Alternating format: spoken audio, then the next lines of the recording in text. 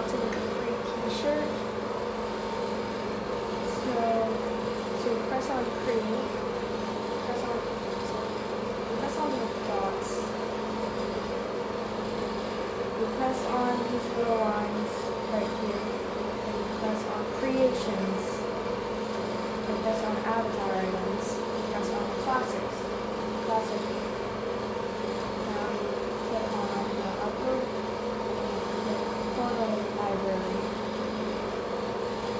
Now you can import what photo you want. This is optional. Actually, no, this is not, because if you don't put something, then you'll get banned. Wait, no, not banned. It just won't upload. What am I even talking about? Okay.